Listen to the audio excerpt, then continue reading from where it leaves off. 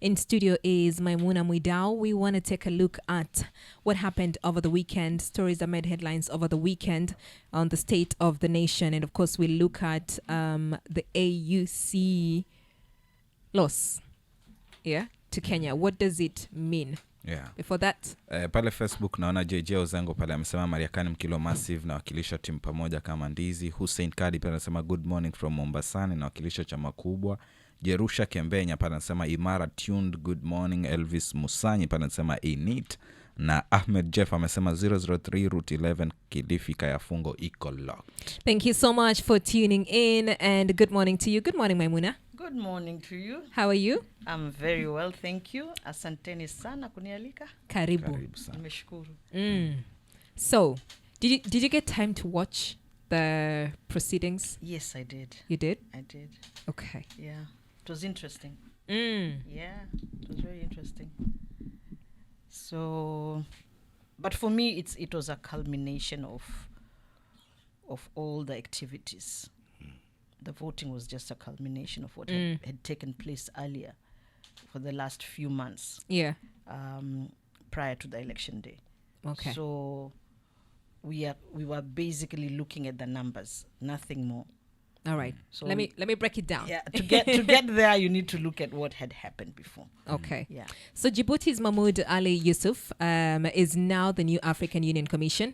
And of course, he contested the race that saw him secure 2/3 threshold with 33 votes in the 7th round of voting. And of course, the race began with Kenya's Raila Odinga leading the first round with 20 votes, and then followed closely by Djibouti's Yusuf, who secured 18 votes. And it went on and on. In the second round, Odinga increased his tally to 22 votes, while Yusuf gained momentum, securing 19 votes, and surpassing Randria Mandrato, who dropped to 7 votes. By the third round, Yusuf took the lead with 23 votes. Odinga remained at 20. The fourth round saw Yusuf supports grow to 25 votes, while Odinga trailed at 21. In the fifth round, Yusuf gained 1 more vote, reaching 26, while Odinga remained at 21. By the sixth round, Yusuf still had 26 votes, while Odinga increased his tally to 22 with 1 abstention. However, with Odinga eliminated, Yusuf remained as the sole contender. Yusuf then proceeded to the 7th round, where he secured 2/3 majority with 33 votes, officially becoming the new AUC chairperson. Did he drop out? No, that is procedure. Yeah? That is procedure. If you don't have the numbers at a certain threshold that cannot be met, then that is procedure to be dropped. Oh. Yeah, that's procedure. Okay, so he didn't drop out as certain people say. That is procedure, yeah. It's like Richard had to be dropped because he was not going to make the 2/3. Yeah. Yeah, we are looking at the 2/3. At one point, I think Raila needed about 13 votes, while Yusuf needed only 8. So it's obvious that it's easier to get the 8 than the 13. So it is procedure. Okay. And even if Yusuf went to the last round, it was not assured that he would get the 33 from the other members. Yeah. He could easily have not gotten 33, and then the election would have been postponed until July. Okay. So it was just procedure. All right. But we can read it whatever way we want as outsiders. But that's procedure. What factors contributed to former Prime Minister Raila Odinga losing? I would say maybe if we look at the dynamics of AU, first and foremost, there are about 54 countries in AU, but during the voting there were only 49 because 6 of them were not allowed to vote because I think they've gone through revolutions or something. Coups and coups, so they were not allowed to come and vote. So they had 49. So the 2/3 of 49 was 33. Now with the let's just take the round figure of 54. With the 54 countries, we are divided into economic blocks. Yeah. So we have East African Community, which has about 8 members, I think, if not more, 8. And then we have the EAC. We are members of EAC, Kenya. And then we have the SADC countries, the Southern African Development Cooperation. they have about 18 countries, including Madagascar and South Africa, of course. Then you have the ECOWAS, which is the Western African countries, including Nigeria, who was our partner in this. Then you have the Maghreb countries, which is the north of the Sahara countries. So those are the blocks. They are divided regionally. Now, then you have the other dynamics of either we are English speaking or French speaking, based on our colonization. So the English speaking, the Francophones, what they call the Francophones, the French speaking, and then the Anglophones. And then you have the small category of Arab speaking, who either are Francophone or Anglophone. So all those dynamics play a role, because our former masters are either English or French, and the little bit of Portuguese, which is Angola and Mozambique. And you know Angola is now the chair of AU. We are talking about AUC, the commission of the AU. So it's the secretariat. But the head of Africa today is Angola. Now we've been celebrating here, Raila is going to be the AU chair, without understanding that there's a substantive chair of the African Union itself, where only presidents get those positions. And then there's a secretariat of the AU, that is the chair, the CEO of AU. That was the position Raila was going to take.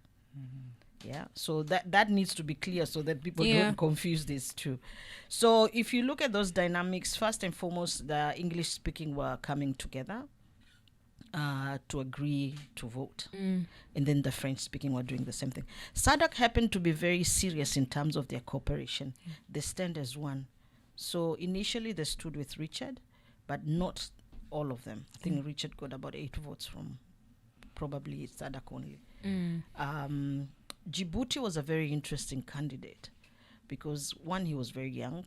He was a former foreign minister, and because this is a game of diplomacy, so he's very familiar with the ground. He's from the Horn of Africa, from the Eastern.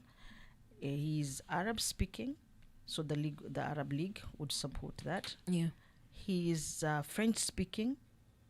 He's English speaking. He's Somali speaking. So, and he's about 60 years old. So he had the benefit of almost everybody because he could transverse across Africa and talk to everybody without an interpreter.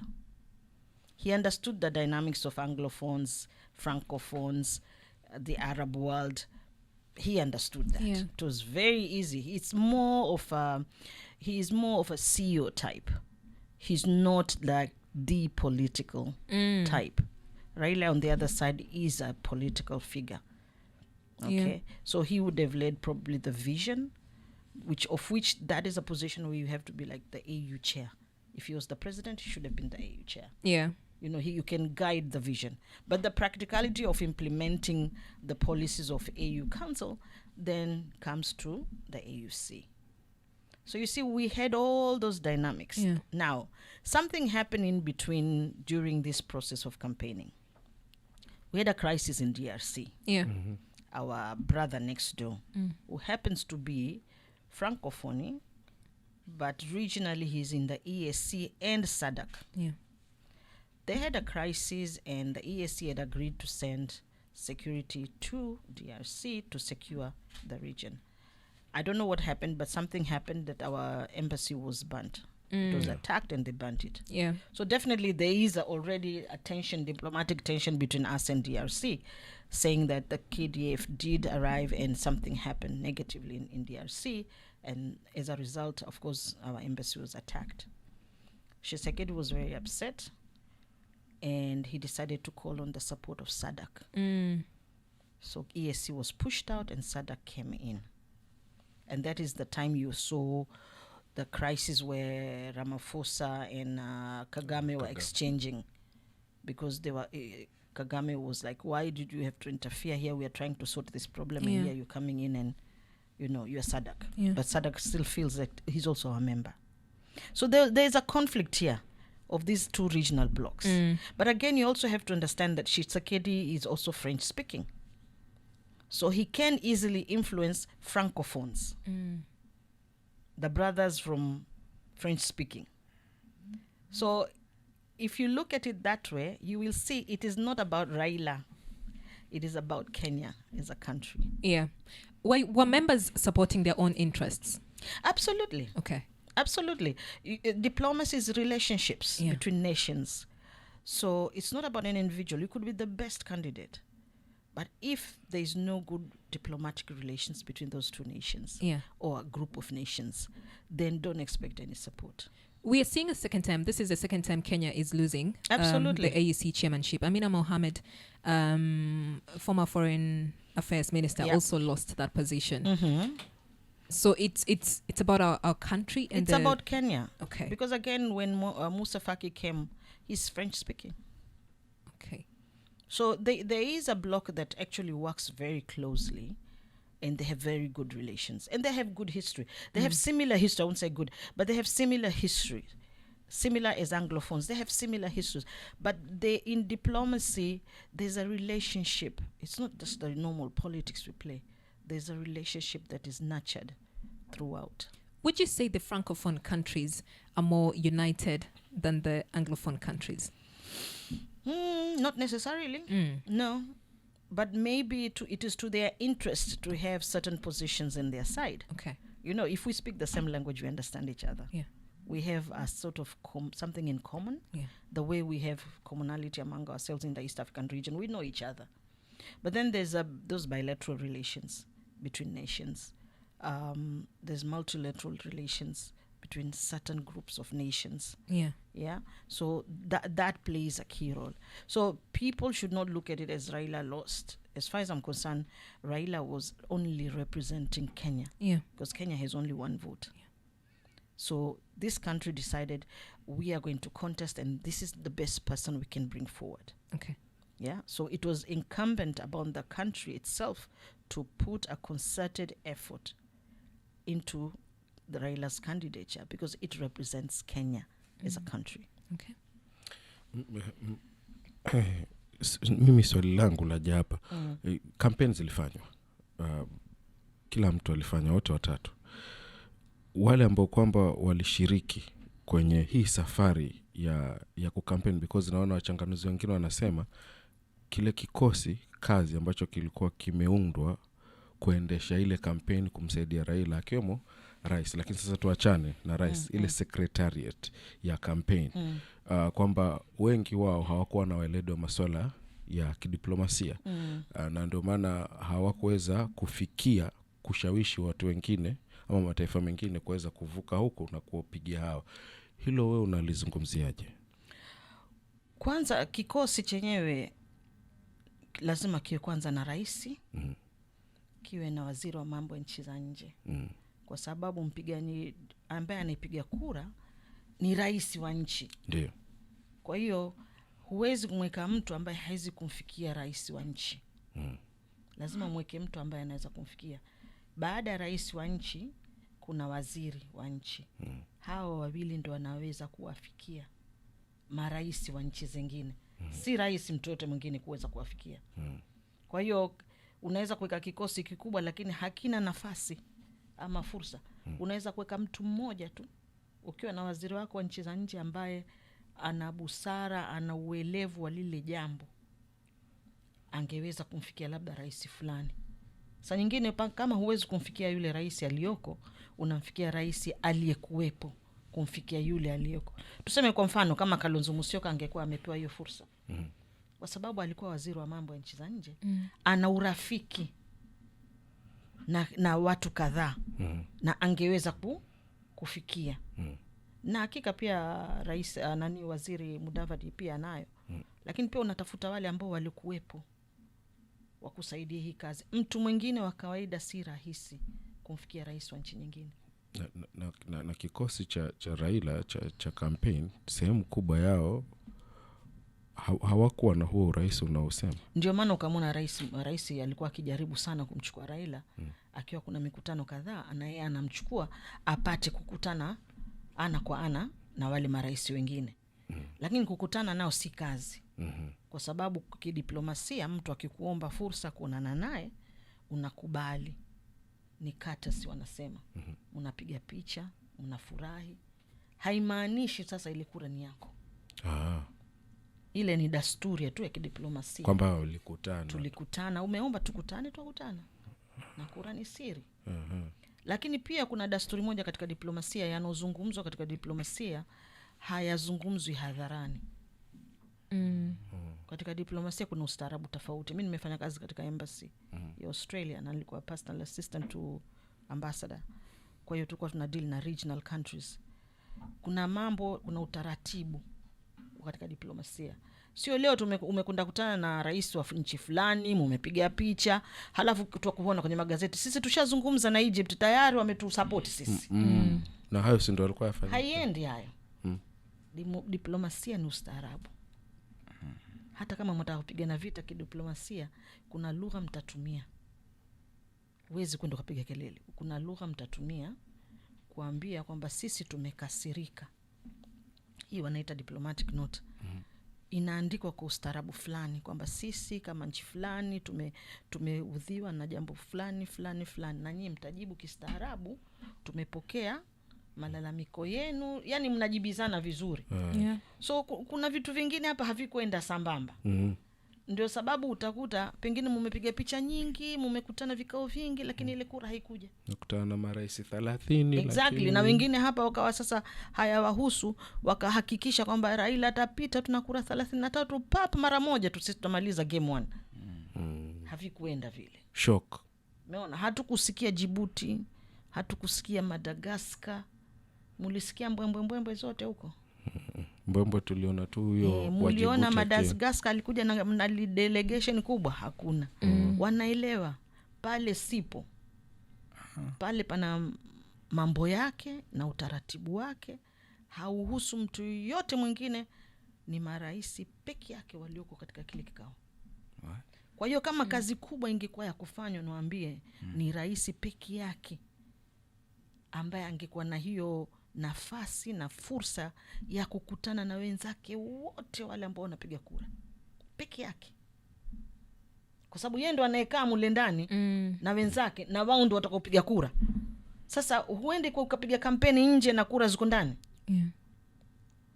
Tumeelewa nafikiri hapo. Nakuelewa. Kwa hiyo huwezi kumtafuta makamu wako, pengine hajui maraisi. Kuna urafiki, tuseme Rais Ruto aweza kumpigia Mama Samia simu wakazungumza. Anaweza kumpigia Kagame wakazungumza. Kagame naye akampigia mwingine wa Frankofoni, pengine Museveni labda akazungumza na mtu hivyo, watu vichwa kwa vichwa kabisa. Hakuna mtu mwingine hapa. Hakuna mtu mwingine. Huu uhusiano ni wa maraisi peke yake. Aya, pale mwanzo kitueleza pia ulitaja kwamba yule mwingine ambaye sasa ndio mwenyekiti ana uwezo wa kutumia lugha kadhaa. Inaweza kuwa hilo pia ilikuwa considered pengine na wale marais wa zile nchi zingine. Sana. Kwa sababu unapokuwa mnazungumza lugha moja, kisha ukumbuke alikuwa waziri wa mambo ya nchi za nje. Kwa hiyo tayari alikushakuwa na uzoefu wa kuwa na mawaziri wenzake wa nchi za nje, wana baraza lao. Ukiwa waziri wa nchi za nje utakutana na mawaziri wa nchi za nje wenzako. Kuna ule urafiki, kuna kujuana, unaona, kuna kuelewana, na mnapokuwa mazungumza lugha moja kuna ufahamu mzuri. Kuna familiarity yani. Ni kama sisi tukizungumza na Tanzania. Kuna Kiswahili hapa tuelewana tu vizuri. Unaona, Uganda tuelewana. Ni majirani, yani tuna dasturi zetu tuelewana. So lugha inafanya watu waje pamoja. Wale watu wa West Africa kuna wengine wanazungumza Kiingereza, lakini majority wanazungumza Kifaransa. Unaona? Huyu Sadak ni kadhaa tu wanazungumza Portuguese, nafikiri ni nchi mbili kama sijakosea. Angola na Mozambique. Yeah. Okay. So wao kwa sababu kwenye ile block kubwa la Sadak kuna wanazungumza Kiingereza, Kifaransa, Kiswahili, na majority Sadak countries pia wanajua Kiswahili. Muungano wao ni mkubwa na muungano wao una nguvu, kwa sababu Komoro pia yaingia hapo, Madagascar yaingia hapo. Naona na Komoro ni French speaking, Shelisheli pia wanaingia hapo, ambao pia ni hawa ni French speaking. Haya, alafu pia kuna ile kumekuwa na msukosuko nchini, pengine mambo ya maandamano, mambo ya abductions. Inaweza kuwa pia hilo nalo liliangaliwa, ukizingatia kwamba Raila Odinga kwa mfano wakati wa Kiza pale alivyokuwa abducted, ni kama hakuonekana akilitetea sana ama akiliongelea sana. Sijui kama hizo pia zilikuwa baadhi ya zile vitu ambazo pengine ziliweza kuangaliwa kule. Pengine, lakini sina hakika sana, kwa sababu nchi zote za Afrika zina matatizo ya kila aina, naona. Lakini pia mara nyingi unaangalia zile nchi, marais wao na wale candidate wao wakoje. Naona tumetoka kwenye visanga vya kutukanana hapa, kelele, fujo.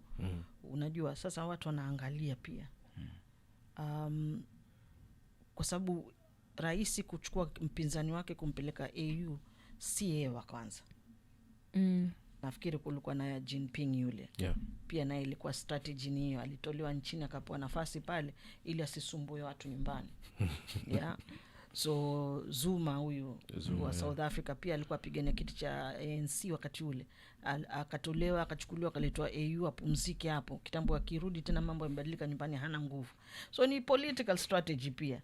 Kumtoa yule ambaye ana nguvu, mwenye fujo, umpeleke pale apumzishe kwanza miguu. Kitambo akirudi amelose ile momentum yake. So pia ni strategy hiyo. Lakini in terms of uongozi, I think Raila ni kiongozi, aweza kufika kiwango kile, although kwa umri sasa hivi na kipaji chake isingekuwa ni wa pale, ingekuwa ni wa juu zaidi. Kama nafasi ingekuwa kwa tuseme yeye ni rais, ingekuwa yeye ndo awe chairman wa AU.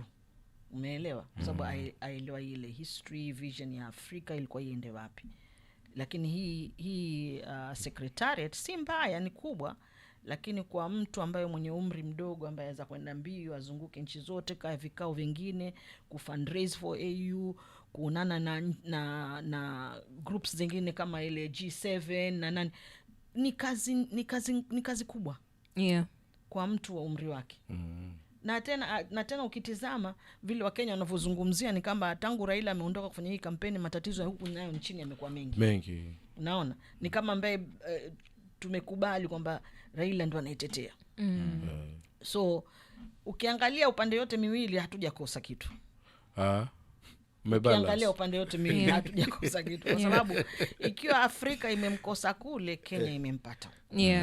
Umeona kwa sababu nimesikiza watu wengi wakizungumzia kwamba tangu baba ondoke anze kwenda kufanya kampeni, abductions zimeongezeka, hali ya nchi imekuwa mbaya. But again hakuna wa kuwatetea. But again, kama hivyo ndo mnavyofikiria kwamba baba kweli ndio mtetezi wenu, ndo ataletea mabadiliko, mbona hamumpigi hizo kura? Hapo sasa. Yeah, that's a very good question. Hapo sasa. Mbona hamumpigi kura? Yule anamtaka awatengezee, mbona hamumpigi kura? Wanamtaka tu awe opposition. Hauwezi kumtaka mtu awe opposition. Yule ukiona anajua kutengeza, unampa nafasi, umuone atatengeza kweli, atawabadilishia maisha, mumjaribu. So sio kwamba baba akitoka kule ati baba ajua au tangu uondoke tumepata shida. It doesn't make sense. All right. We are speaking to Maimuna Mwidau. We're looking at stories that made headlines across the weekend. And of course, one of the biggest story was the election for the AUC chairmanship. You're with me, Miriam Angel, Salim Barisa, and Emmanuel Gona. When we get back, we want to look at the future of Africa. What's at stake? And in studio is Maimuna Mwidau. She's a political analyst, and she breaks down things in a very simple manner, good way for us to understand. I feel like I was taken back to history class. Hata sahi kukitokea ingine tunaweza jaribu sisi pia tukahakikisha tuna deliver. Of course. Yeah. Now, Maimuna, listening to before the presidents went to vote, there were speeches, you know, and one that caught my attention was that of Barbados Prime Minister Mia Mottley. She said a lot, and everything meant something, for lack of a better word. Now, this year's theme was justice for Africans and people of African descent through reparation. Why did they choose that? Before we go to Mia Mottley's speech. I think it resonated what Mia stands for, because I've heard it during the climate change too, when she spoke about the Caribbean countries and the smaller countries and the climate change issue, the impact. And she addressed the issue of the Western world, the industrial world, being the major culprits, and the sufferers are the ones who are in the third world countries. So I think because she was the guest speaker, that topic resonated very well, and she's very articulate in explaining that Yeah. and addressing the historical injustices. What does reparation mean? Reparation would mean two things. Yeah. It could either be monetary or it could be social. Okay. When we say monetary, we there has been a lot of discussion that you need to pay for all the ills that happened to the third world countries. Yeah. For taking over our resources and all the abuse that went through. Again, reparations could also mean apology to the colonized countries, the people of Africa, for all that was done to them millennial years ago. So that was the theme that captured where Africa is today. Yeah. Having realized that we actually support the whole world, yet we are the biggest losers. Yeah, and I think also that the election in the U.S.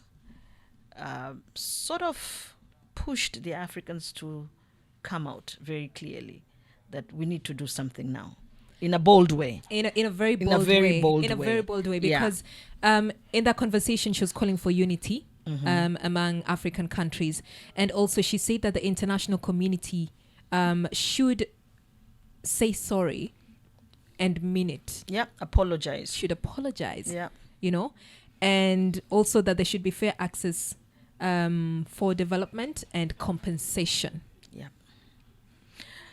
It all boils down to what they have taken for many years Yeah. from Africa and what they need to pay back. Because there's been a lot of discussion focused on aid. Yeah. And I think the US aid issue has brought this up to the forefront.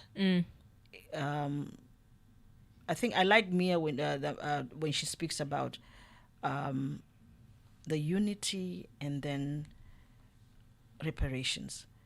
She talks openly about being bold enough to say, look, you know what, that aid is not even enough. What you take out from Africa is a lot. Yeah.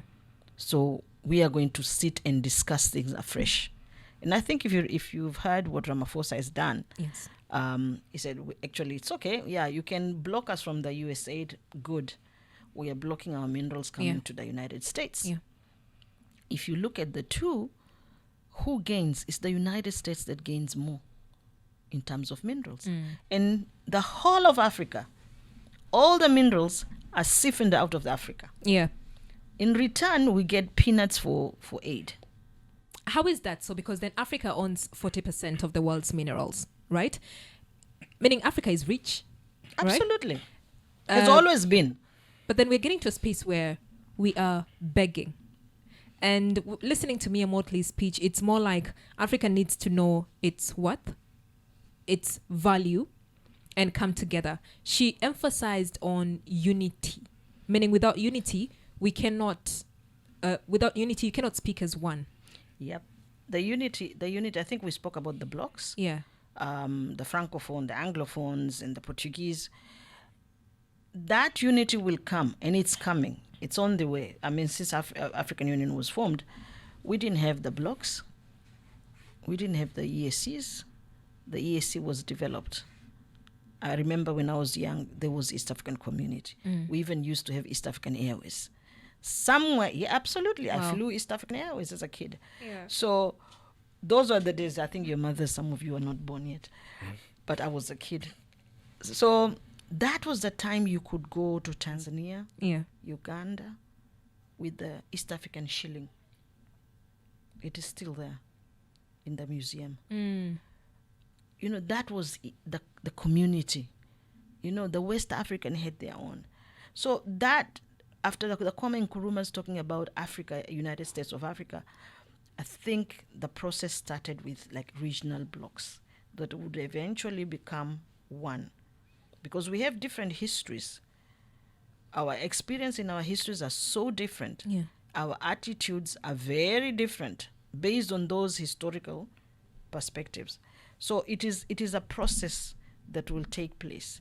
But what is important is, I think, when she spoke about the unity not of only of Africa, but of Africans, those in the diaspora, in the Caribbean, who are taken across the various continents, to realize that we are a people who are united. And that it was very important to do that for purposes of securing ourselves. Now, where is the problem? The problem comes in when the colonial masters left. They left a very tight string tied to them. So our minerals would go out, they would give us a little bit of aid and tie us to that. You see, when you control the monetary systems, when you control technology, when you control industrialization, then you are the master. Because the political one is gone. We became independent politically. Economically, we didn't. That is where she's talking about unity, but we must come out as a block. You see what was happening in Burkina Faso. Yeah, it's not the best example, but what happened in Burkina Faso, they're able now starting to reverse, taking charge of their own resources and making sure that it benefits the local people.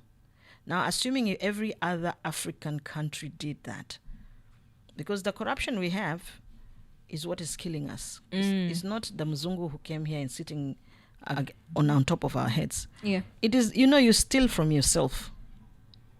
Now, when you steal from yourself, how do you expect to advance?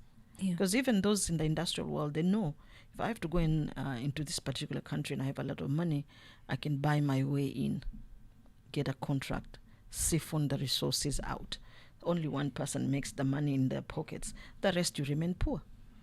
So there are so many things that we need to work on. You can be united, but if you're united and you have not changed the way you do business, then that unity will not help us. I like that you brought it down to us. Yes. That it's the corruption in Africa, in our countries, that's actually hurting us economically. Absolutely. She quoted, this is Bob Marley, that we have to emancipate ourselves from mental slavery. Yes.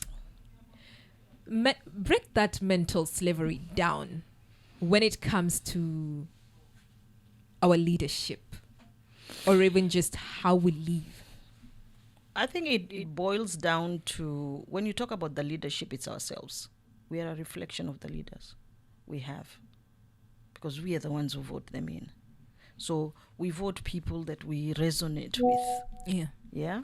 So when they talk about mental slavery, is when the mind is not emancipated, it means it follows a certain pattern. Yeah. Yeah. If you're Anglophone, you are raised to be schooled in Anglophone ways, speak the way we are speaking today, behave. So we lose our real self, the truly Maimuna.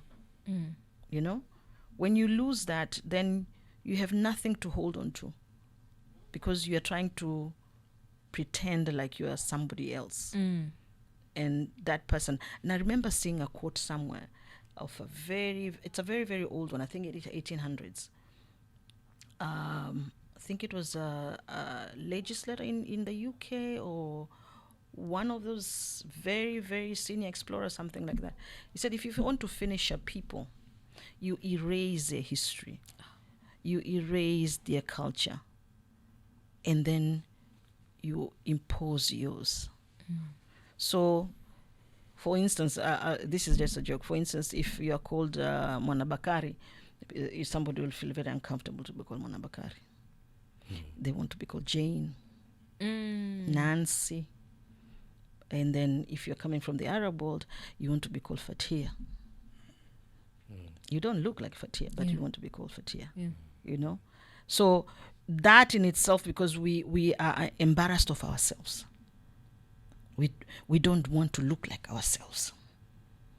You are told your skin doesn't look good. You can only look pretty or handsome if you have a certain glow. You know, Yeah. those are the small things, but they're very, very important.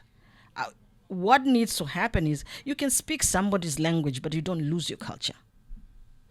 Okay, your identity. You must be grounded in your identity, and be proud with it.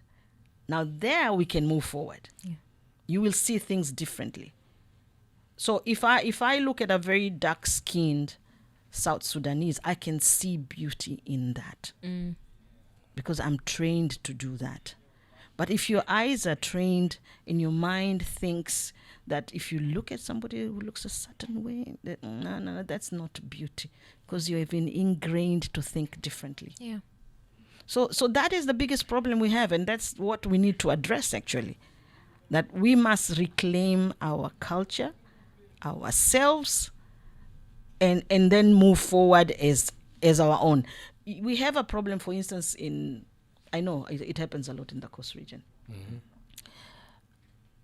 When somebody speaks English and they make a mistake, everybody laughs. We laugh at it. We laugh at ourselves. Oh, hata hajui. You know, like, but akiweka twang hapo, it's like, speaking twang does not mean you're intelligent. Lack of speaking English does not mean you're stupid. That's true. The Chinese don't speak English. Yeah. Ni wanatujengea mabarabara. Sisi ndo vibarua. You see? You see? So I normally do this with young people, and I tell them, you know what? You can speak any language you want. Yeah. Fluently. It's up to you. Yeah. You just have to learn and speak it. And you use it as a medium of communication. But I would laugh if you don't speak your mother tongue. Oh yeah, because the people who don't know their mother tongue. I would laugh at you. Yeah. Because I would be wondering, so who are you? Yeah. Well, I normally ask people when they tell me, I'm so and so. But what is your name? I would always ask, what is your name? Don't give me names that I cannot identify you with. Yeah. I need to know your real name. Because that now tells me you as a person, your culture, your background. That is what you are. And that's what you should be proud of. I like that. I'm called Maimuna. My father's name is Abdallah, but you'll always hear me, I'm Maimuna Mwidau. That's my identity. Yeah, that's my identity. And for the longest time, I wished my dad would have given me a traditional name. Very traditional name. Because my grandmother had a traditional name. So unique. But it was her identity. So the rest, it comes with a religion, education, and what have you. But okay, that's done. But we need to know who we are. Yeah. You know. So that is what she's talking about. And that's what Bob Marley has been speaking about, emancipating. It's like giving ourselves freedom. Yes. Freedom to be who we are. I remember I was interviewing somebody, a young man recently, and he talked about poverty of the mind. I was so happy to hear that. Yeah. Poverty of the mind. Lack of thinking beyond a certain level. That's poverty. And that's the worst level of poverty, is the poverty of the mind. When the mind cannot think for itself, cannot generate interest, it cannot highlight whatever is going on, that's poverty of the mind. And we need to get out of that. We need to bring out the real self. And the real self is creative. The real self is dynamic. We as Africans have so many dimensions. And that is the reason why the colonial needed to kill that and instill something that is not our own. You get lost in the process. You get lost as a person in the process. But once you realize yourself and be proud of who you are, then the leadership is able to say, hey, you know what, I'll do the Ibrahim Traore thing. Bold.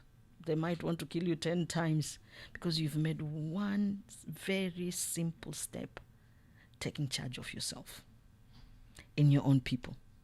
It's like, no, I'm not going to clear the banks for myself. but I'm giving it back to the Burkinabes. Yeah. Sasa haya maneno ambayo umeyazungumza ni mazuri na ni matamu. Hatamu ya huyu mwenyekiti wa sasa inakwenda kwa kipindi cha miaka 4, right? Hivi vitu ambavyo umevizungumza, upo uwezekano wa kuviona kwamba sasa tunajifungua wenyewe, kujikwamua sisi wenyewe? Inawezekana kwenye hicho kipindi cha miaka 4, kwa sababu umesema umri wake unaweza anaamiliana na karibu mataifa yote, si hapa kwetu Afrika Mashariki, kila sehemu. Tunaweza sasa tukajikwamua na tukaona kwamba bara la Afrika ndio litakuwa bara tajiri vile ilivyo, si vile tunavyoigiza. Hiyo ni kazi ngumu kusema kweli. Hiyo kazi aliyopewa, hata Musa Faki ametoa msamaha kusema pengine labda nilipotoka kidogo nilisahau, sikuweza kutekeleza au kumaliza ile majukumu. Pia amezungumzia hayo kwa sababu si kazi rahisi, na si kazi ya yeye kuzungukia nchi. Yeye ataweza kutekeleza yale atakupitishwa na baraza la marais. Okay. Sababu baraza la marais ndio linafanya policy. Ni policy level. Okay. Wakiamua kwamba sisi tutaka tuungane, hizi block zote tuungane, tufanye pamoja, ni process. Je, kutakikana pesa za kufanya muungano huu? Muungano si maneno tu. Kuna na vitendo. Tuna sarafu tofauti, tuna mipangilio ya nchi tofauti, tuna katiba zetu tofauti. Lazima ni kitu ambacho kitapangwa. Kuna mengine yanaweza kutendeka labda kwa miaka 4, labda declarations kwamba sisi tuko pamoja, tuanze mwenendo. Kuna Raila alizungumzia mambo infrastructure. Pengine hilo ndio ingekuwa lake kubwa, kwamba tuunganishe Afrika yote kwa mabarabara kwanza. Tufanyeni biashara sisi wenyewe kwa wenyewe mwanzo. Kabla ya kupitia biashara yako ipitie Uingereza ndio iende Ghana. Tutafute mbinu tuweza kufanya biashara yetu moja kwa moja Ghana. Na tufanye biashara moja kwa moja kutoka Senegambia mpaka Angola. Yes. Umeelewa Yeah. Na hii yaja kwa sababu ukiangalia East Africa Community vile tumejipanga, tuna hizi infrastructure sasa za shikana. Tuna barabara kutoka Lamu inakwenda mpaka Bagamoyo huko chini. Zote zinatafuta njia ya kuungana. Sasa muungano unakuja hivyo kwa sababu mpaka pia tufikie kiwango tuweza kufanya biashara sisi wenyewe kwa wenyewe, ndio mwanzo wa muungano.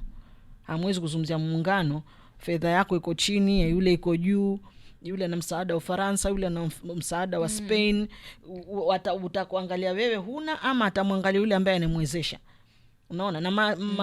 Na nchi za nje nazo zitaangalia hawa wakishikana tutakosa nini. Kwa hiyo wanaweza kuhakikisha kwamba wamewaekea marais ambao hawana mpango na nyinyi, wanajibu kwao. Hiyo yawezekana. Umeelewa? Wao pia interest wanazo. Ukiangalia Komoro mara ngapi imepinduliwa na magaidi. Yeah. Wakuletwa mercenaries. DRC ni nini? Ni mali yao ambayo ya asili inaotakikana na nchi za nje. Yeah. Kwa hiyo si kwamba watakaa kimya, watatafuta mbinu, nyinyi musielewane. Sasa ni kujipanga hapa, kujua kwamba tuanza kitu gani cha umuhimu. Na kwangu mimi binafsi ingekuwa tunaweza kufanya biashara baina yetu sisi wa Afrika. Kwa biashara zile ambazo tunazozijua. Pengine Kenya wana viwanda, wanaweza kufanya value addition, wakatengeza bidhaa inatoka Tanzania ikawa produced hapa, na sisi tukauzia kule, na wengine.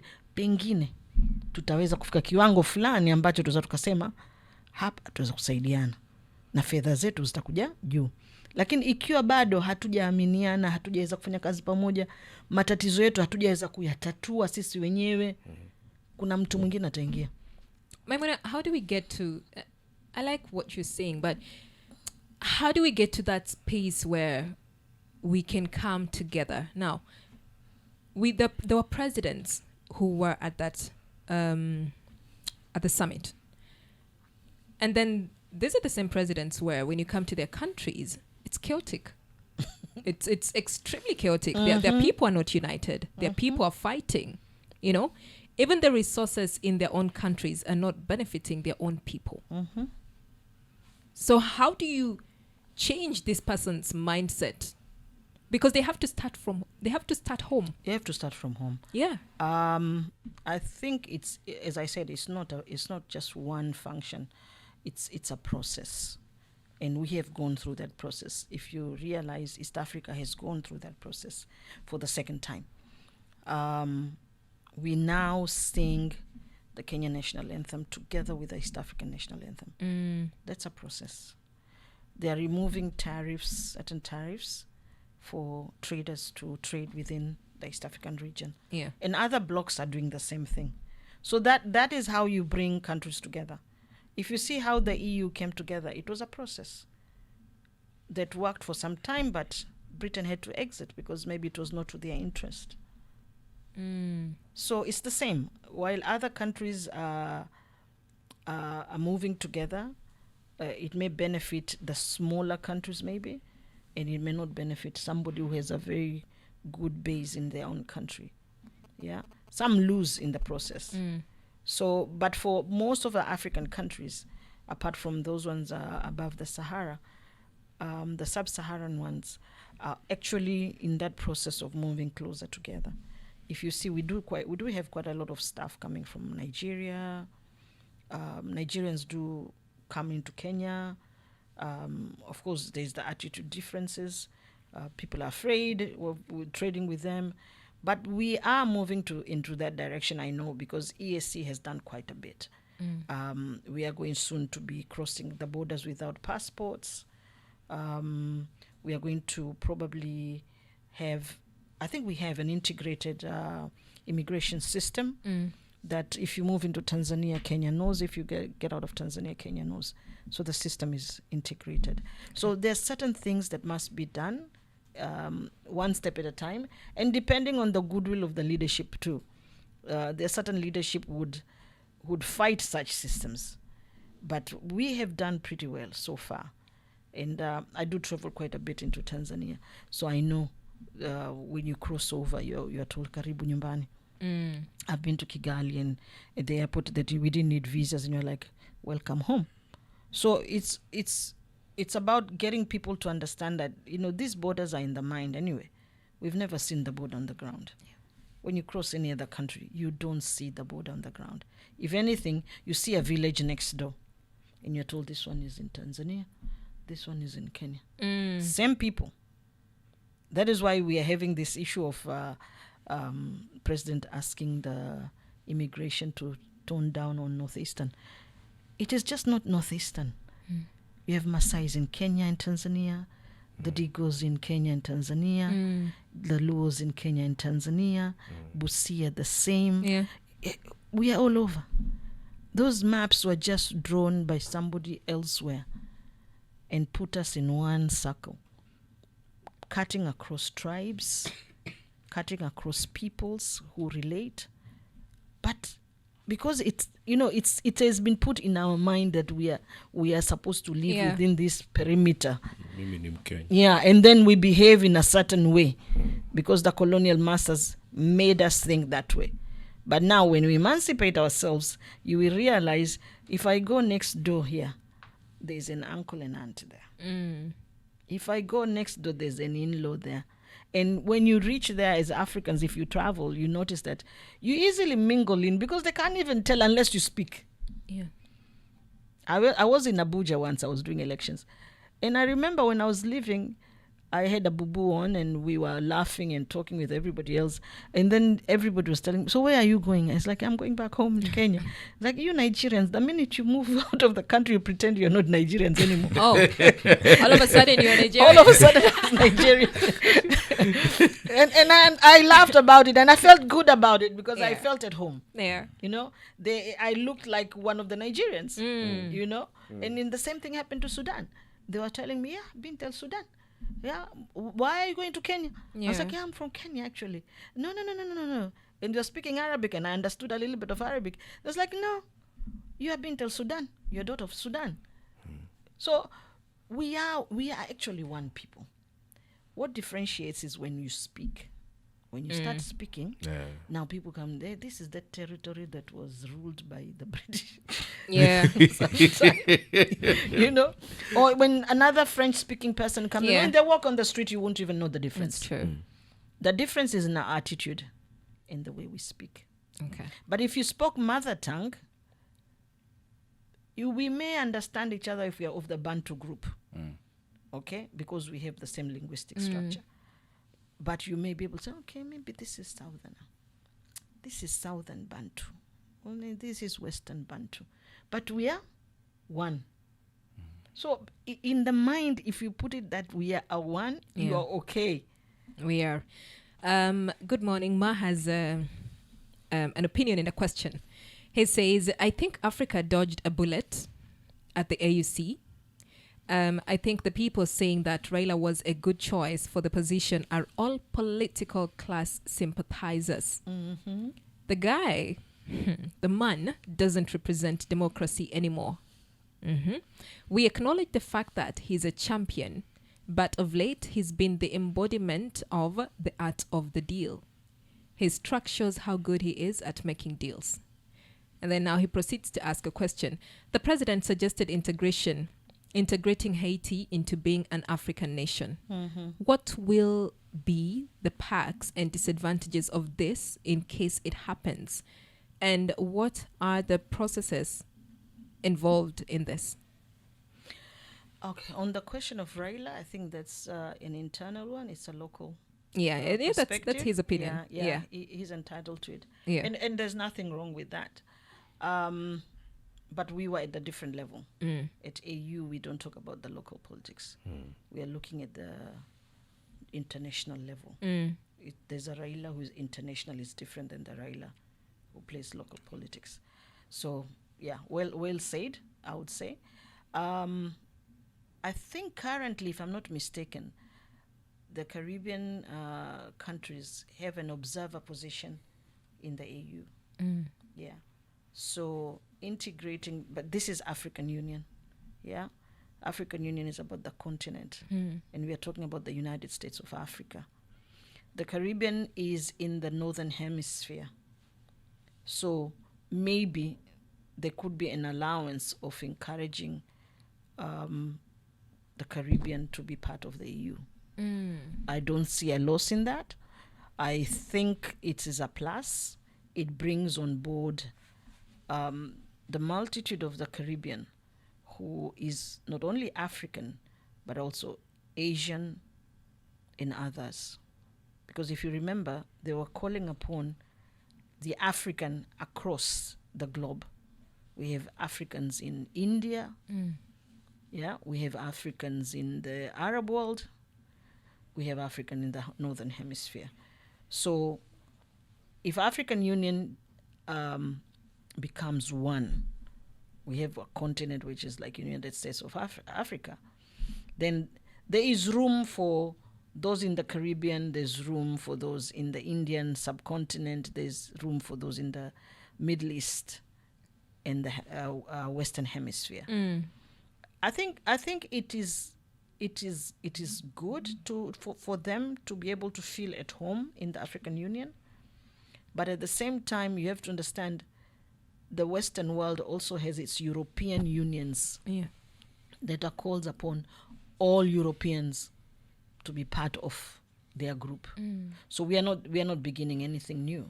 We're actually also looking at what they are doing, coming together, helping each other, living in harmony with each other, sorting their own problems, and we want to do the same. Okay. So the world is going to have blocks of people, and that way we'll be able also to expand, do business with each other across beyond the continent. It's an opportunity for those outside the continent of African heritage to be part of that process, but it is also an opportunity for the rest of the world to be able to deal with us collectively, not individually. Not individually, yeah. You know, individually we are weak, Yeah. but collectively, that if we are going to have our minerals, we'll decide these minerals, how are we going to trade? It's not a given that you must, because you're a colonial master, we must give it to you. Yeah. We will trade, at our own terms. So those are some of the benefits I see, but the unity of the black person is very important as far as I'm concerned. Okay.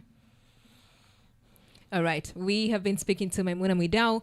It is 13 minutes past 9. You're with me, Miriam Angel, Salim Barisa, Wow. and Emmanuel Gona. We have gone far and beyond. I know. But you know what? Before I let you go, you said something that I really want. The poverty of the mind. Mm-hmm. How do we get rid of the poverty of the mind? By emancipating ourselves. But in simple terms, you must find yourself. I always tell anybody I talk to who has not found themselves, you must find yourself, your inner self. Who are you? Find out who you are. Get to know yourself, your identity, and work from there. And always be proud of that who is you. I always believe that I have gone through these processes myself from a very young age. And it was part of me wanting to feel myself and understand where I stand, where I'm rooted in. And that gives me strength. Yeah. Yeah. It's like seeing a tree that is wavering, it is not fully rooted on the ground. That tree will not stand. Okay? That tree will only stand when it's rooted totally on the ground, and it will stand straight. So for me, it starts from a childhood where kids are taught so many things culturally. So many people have forgotten their traditional songs, foods. There's a tradition in the Swahili culture where it's oral tradition, where when you're growing up, you are told stories about your grandfather, your grandmother, your great-grandfather, and you are taught about your lineage. Who gave birth to who is the daughter of who. So you can follow up that I am Maimuna, the daughter of so-and-so, my grandmother is so-and-so, my great-grandfather is so-and-so, and they come from here, and this one come from... That is the root. Once you understand those things, lineage, then you know who you are. Yeah. Then you can stand up anywhere and feel strong enough to speak, to be proud, and to be able to comfortably accept everybody.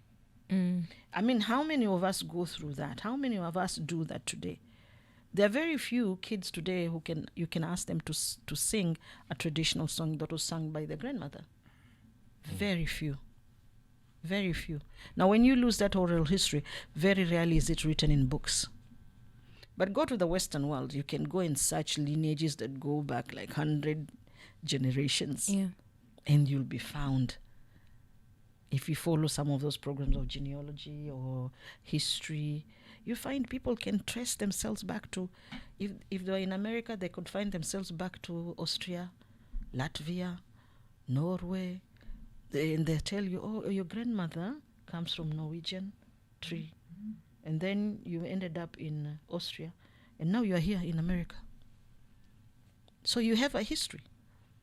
That goes back to now preserving our heritage. Absolutely. Right? And because we do oral history, Yeah. it must be said a lot, many other times. And you can actually tell it when somebody speaks a language. If you speak your mother tongue, you can actually tell this one knows. Because even every language has its own tone. Yeah? It has a dialect. Yeah. That you can pick and say, okay. There's certain words they're not spoken nowadays anymore, yeah? I think I'm the only one probably, my age group would do that. Yeah, the people don't speak certain things. You pick words from the street nowadays that are made up. But the words that your grandmother spoke, they had meanings. They had style, comfortably. So today, if you see somebody is not comfortable to speak their mother tongue, now that is where we have a problem. We are slowly eroding our culture. Absolutely. What is culture? It's your language, it's your dress code, it's your food, it's your attitude. That's a culture. That is so deep. My daughter asked me yesterday, who gave birth to her great grandparents. She asked me a lot of weird questions. Good question. And I was looking at her and saying, okay, their great parents gave birth to them.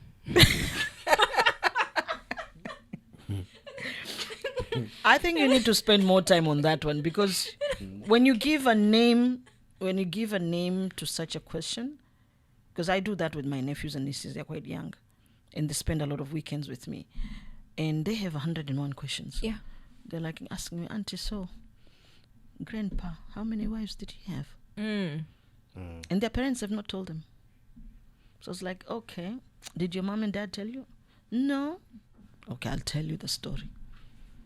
Grandpa had these wives and these children, and your father comes here and your mother is here, and me, I'm here, and here we are today. Okay. It sticks with them. Yeah. Okay. Then you have a moment, you sing with them. So let's sing. There's a song that used to be sung during traditions when we had weddings, in the family. Those old songs that are not recorded anywhere, And you sing with them slowly, one stanza at a time, and they will get it. Yeah, that's what it is. So, gradually because that, I went through that. My dad used to do that with us. And I'm able to impart now. Yeah. Because they can only understand until Grandpa. Yes. Then now when they grow a bit older, they will be introduced into, okay, this is our clan now. And this clan has this many members. Because I didn't know the whole clan. I was raised in the city. But I was told that you come from this clan in your mother's side, and my father's side is this clan. So I remember once I visited now the clan, as an older person. And I'm like, I can remember the names. It's like, okay, you're a daughter of who? I'm like, my dad is so-and-so, my mom. Aha. And I ask, so who are you guys? We are the children of so-and-so.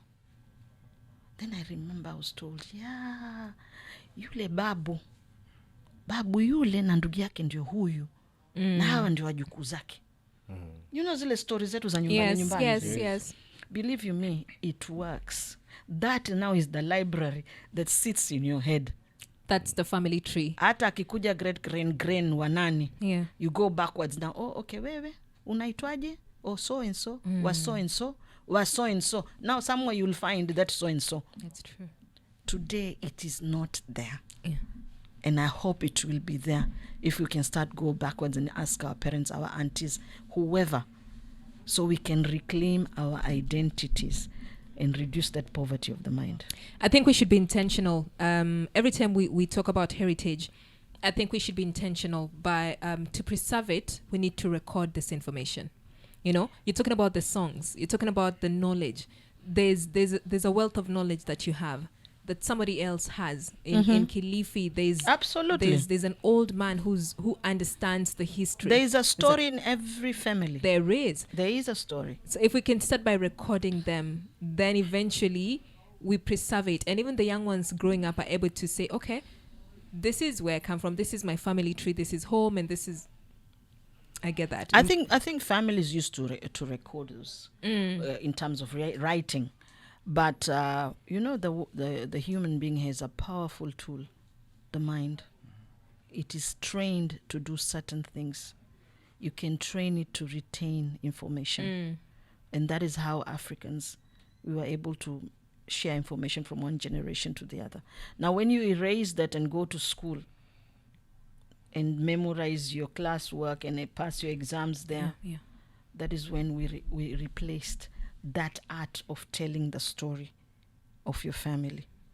And I think that is what we need to train ourselves again and our kids, so that we don't lose that art of memorizing information and being able to share it the way it is. That's an art. All right. Thank you so much, Maimuna. Thank you. Very insightful. We have learned. Thank you for making time. This is Swahili Pot FM. You're with me, Miriam Angel, Salim Barisa, and Emmanuel Gona. It is 23 minutes past 9. Good morning. Go ahead.